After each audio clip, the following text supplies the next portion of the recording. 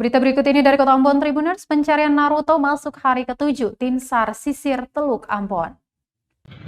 Tim SAR gabungan masih terus mencari Askar Malik alias Naruto yang berusia 66 tahun hilang di Sungai Air Kuning pada Kamis 23 September 2021 lalu. Kepala Basarnas Ambon Mustari menuturkan proses pencarian korban memasuki hari ke-7.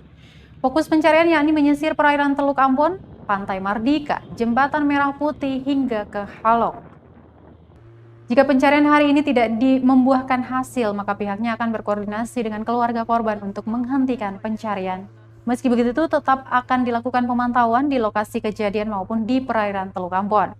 Mustari menerangkan proses pencarian kali ini Basarnas menurunkan 4 perahu karet dengan dibantu 1 speedboat Bangpol Nusa Niue.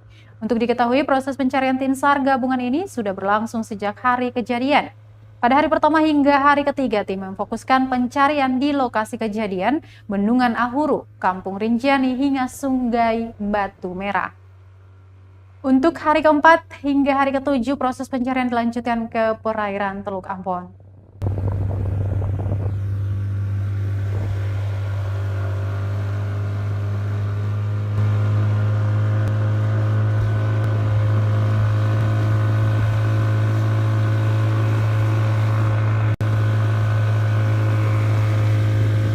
Sampai di Tanjung Martapos, namun adik Askar belum juga ditemukan.